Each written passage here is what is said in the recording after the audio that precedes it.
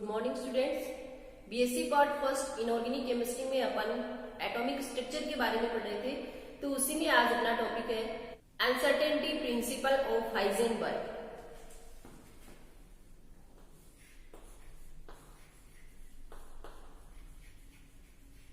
Uncertainty principle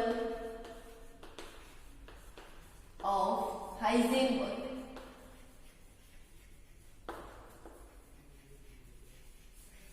कि Heisenberg का अनिश्चितता का सिद्धांत। तो देखो इस प्रिंसिपल के अकॉर्डिंग क्या है कि किसी क्षण अपन किसी पार्टिकल की पोजीशन और उसके मोमेंटम इन दोनों के मानों को एक साथ सही कैलकुलेट नहीं कर सकते। इन स्थिति और संवेग इन दोनों के मान को एक साथ सही ज्ञात नहीं कर सकते। अगर अपन एक के मान को अगर सही कैलकुलेट करना चाहेंगे या ऐसे कर देंगे उसकी अनिश्चितता को कम करेंगे तो दूसरे की अनिश्चितता उतनी क्या हो जाएगी, बढ़ जाएगी। क्यों? क्योंकि इन दोनों स्थिति में अनिश्चितता और संवेग में अनिश्चितता इन दोनों का जो मल्टीप्लाई होता है वो कम से कम h/4π के बराबर होता है।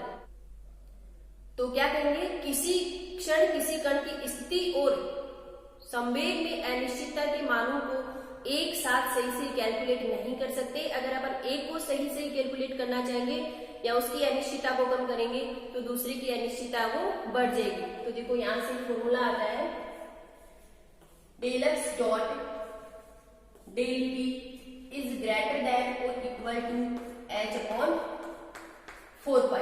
यहां पर del x क्या है, अनसर्टेनिटी इन पोजीशन यानी स्थिति में अनिश्चितता, और डेल्टा पी क्या है, अनसर्टेनिटी इन मोमेंटम।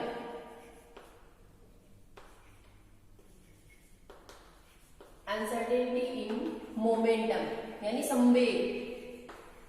तो देखो संवेग p इज इक्वल टू क्या होता है, एम भी होता है मास इनटू वेलोसिटी। तो यहां से ऐसे लिख दें डेल एक्स डॉट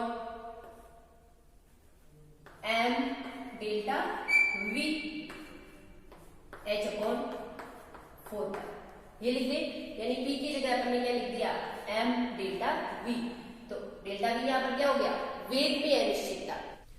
तो जैसे देखो अपने को कोई न्यूमेरिकल दिया हुआ है, न्यूमेरिकल है कि इलेक्ट्रॉन है, इलेक्ट्रॉन में अपने को वेग में अनिश्चितता वो ज्ञात करनी है, जबकि स्थिति में अनिश्चितता डेल्टा अक्स अपने को दे रखी है 100 पिकोमीटर, और अपने को किसमें अनिश्चितता ज्ञात करनी है, वेग में अनिश्चितता। तो देखो यहां से फॉर्मूला क्या हो जाएगा, del x m delta v is equal to h/4π। Okay, तो यहां से क्या लिखे अपन, delta v is equal to कितना हो जाएगा, h/4πm डेल्टा एक्स। ओके, तो देखो यहां से delta v is equal to h, यहां पर क्या है, प्लांक कांस्टेंट, और प्लांक कांस्टेंट की वैल्यू कितनी होती है, 6.6 into 10⁻34 kilogram metre square second inverse. Okay, upon 4 pi का मान कितना होता है, पाई इज इक्वल टू होता है 22/7, या अपन लिख दें 3.14। तो पाई की वैल्यू कितनी आ जाएगी, 3.14 इंटू एम। यहां पर इलेक्ट्रॉन की बात कर रहा है, तो इलेक्ट्रॉन का मास कितना होता है 9.1 इंटू 10⁻31 किलोग्राम। और डेल्टा अक्स, डेल्टा अक्स अपने को दे रहा है कि इसकी स्थिति में अनिश्चितता कितनी है, 100 पिकोमीटर। तो 100 पिकोमीटर को अगर अपन मीटर में करें तो ये कितना हो जाएगा, 10⁻10 मीटर। ओके, तो यहां से कितना आ जाएगा, 10⁻10 मीटर। ओके, जब इसे सॉल्व करेंगे तो सॉल्व कर लेना, डेल्टा v इक्वल टू कितना आएगा, 5.7 into 10⁵ metre second inverse. Okay, तो ये आ गई, कोई इलेक्ट्रॉन था उसकी अपने को स्थिति में अनिश्चितता दी हुई थी और अपन अपनी किस में अनिश्चितता बता दी, वेग में अनिश्चितता बता दी। तो ये हो गया हाइजेनबर्ग का अनिश्चितता का सिद्धांत, अनसर्टेनिटी प्रिंसिपल ऑफ हाइजेनबर्ग। क्या कहेंगे इसमें, ये बहुत बार एग्जाम में पूछा जाता है कि किसी क्षण किसी कण की स्थिति और संवेग में अनिश्चितता के मानों को एक साथ सही से ज्ञात नहीं किया जा सकता।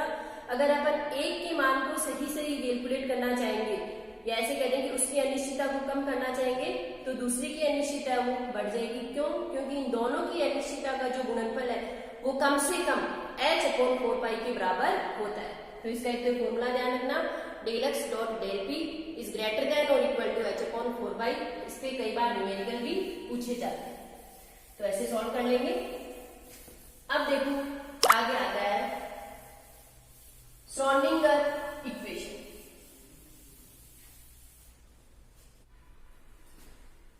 श्रोडिंगर इक्वेशन, श्रोडिंगर इक्वेशन ये भी बहुत इंपॉर्टेंट है, इसका डेरिवेशन भी बहुत बार एग्जाम में आता है। तो देखो श्रोडिंगर ने क्या बताया कि डी ब्रोगली की जो मैटर वेव्स थी उन पर परिशुद्ध गणितीय गणनाएं लागू करके किसी एटम में इलेक्ट्रॉन के पाए जाने की प्रोबेबिलिटी को बताया। क्या बताया कि डी ब्रोगली ने जो मैटर वेव्स दी थी उन पर परिशुद्ध गणितीय गणनाएं मैथमेटिकल अप्रोच लागू करके ये बताया कि किसी एटम में इलेक्ट्रॉन के पाए जाने की प्रोबेबिलिटी ये बताया था। तो देखो किसी भी पार्टिकल की जो टोटल एनर्जी होती है वो उसकी काइनेटिक एनर्जी और पोटेंशियल एनर्जी का टोटल होती है। एनर्जी इज इक्वल टू क्या होती है, kinetic energy plus potential energy, इन दोनों का जो योग होता है वो उस पार्टिकल की क्या होती है, टोटल एनर्जी। तो देखो काइनेटिक एनर्जी को अपन लिखते हैं हाफ एम वी स्क्वायर और पोटेंशियल एनर्जी होती है minus k z v square upon r. Okay, तो यहां से क्या हो जाएगा, is equal to half m v square minus k z v square upon r. अब देखो अपन देखें कि हाफ एम वी स्क्वायर, इसे अपन ऐसे भी लिख दें, ऊपर और नीचे एम से मल्टीप्लाई कर दें तो ऊपर तो हो जाएगा एम स्क्वायर वी स्क्वायर, नीचे आ जाएगा एम। ओके, अब देखो अपन जानते हैं लेमडा इज इक्वल टू होता है एच अपॉन एम वी, तो यहां से ऐसे लिख दें m v is equal to क्या हो जाएगा एच अपॉन लेमडा, तो क्या हो जाएगा एम स्क्वायर वी स्क्वायर क्या हो जाएगा H square upon lambda square. तो यहां से इसे ऐसे लिख दें हाफ एम वी का स्क्वायर अपॉन एम, और एम वी किसके बराबर होगा एच अपॉन लेमडा के, यानी ये वैल्यू यहां पुट कर दें तो देखो ये बनेगा हाफ एच अपॉन लेमडा का स्क्वायर अपॉन एम। तो देखो यहां से क्या आ जाएगा हाफ एम वी स्क्वायर किसके बराबर हो गया H square upon 2m lambda square. इसे यहां से सॉल्व करेंगे, खोलेंगे तो एच स्क्वायर लेमडा स्क्वायर नीचे आ जाएगा 2m लेमडा स्क्वायर। तो हाफ एम वी स्क्वायर बराबर किसके हो गया इसके, इसे दे दें अपन इक्वेशन फर्स्ट और इसे दे दें इक्वेशन सेकंड। तो इक्वेशन सेकंड से एम वी स्क्वायर की वैल्यू इक्वेशन फर्स्ट में पुट करने पर तो क्या बन जाएगा यहां से E is equal to h square upon 2m lambda square minus k z e square upon r. अपने पास ये इक्वेशन आ गई। ये हो गई इक्वेशन थर्ड। अब देखो आगे अपन यहां से क्या आएगा,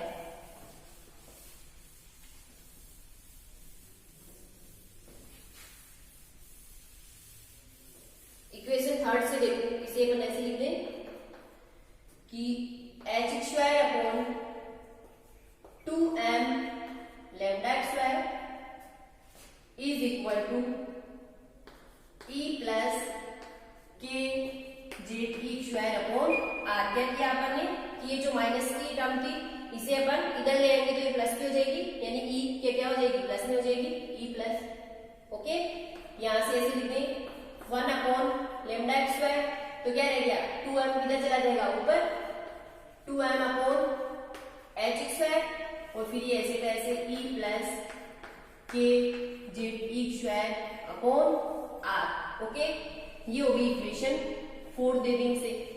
ठीक है, अब देखो ये जो इक्वेशन 4 है, यहां से 1 upon lambda x square value है ना, इसे तरंग गति की अवकलित समीकरण होती है d square psi upon d x square plus 4 pi square upon lambda x square psi is equal to 0। इसमें पुट करने पर इसे दे दे इक्वेशन नंबर 5। ये तरंग गति की जो अवकलित समीकरण है वो है।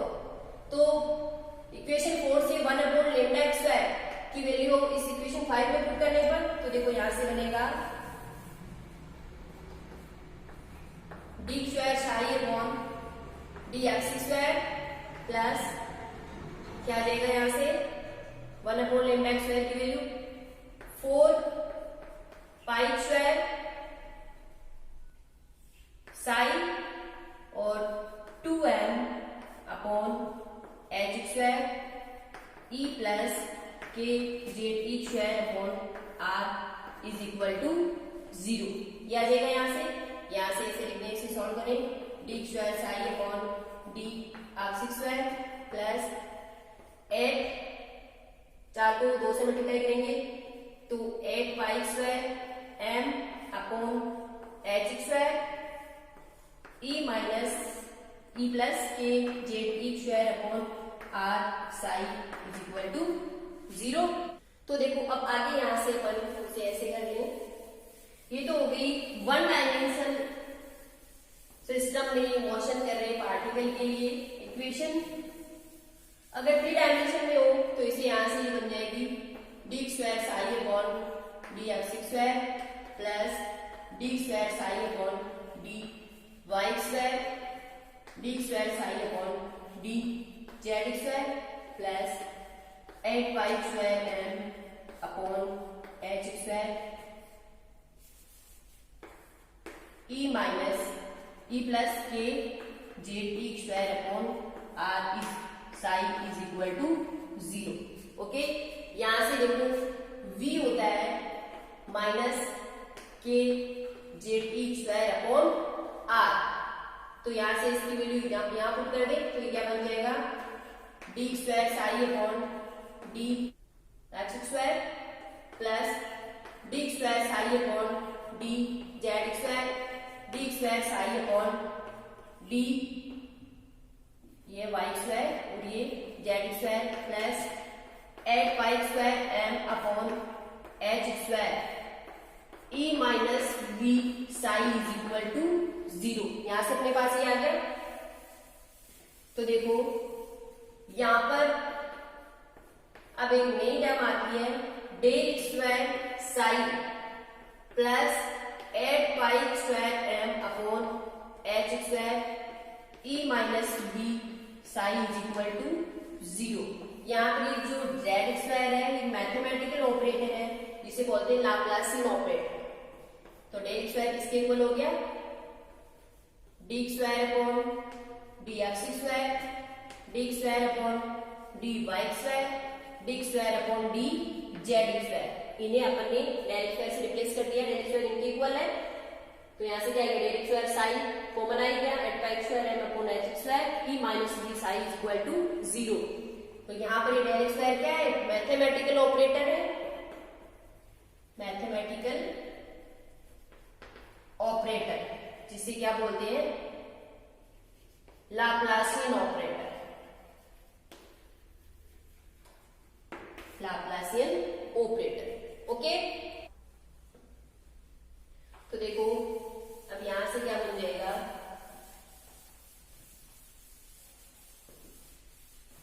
तो यहां से देखो इस इक्वेशन में अपन कि डेल स्क्वायर साई को तो एक साइड ले लें और दूसरी टर्म को दूसरी साइड कर दें तो ये टर्म किसमें हो जाएगी माइनस में हो जाएगी, उधर जाएगी तो बराबर 0 है ना, इसे इस टर्म को उधर ले जाएंगे तो किसमें हो जाएगी माइनस में हो जाएगी क्योंकि इधर ही किसमें है प्लस में।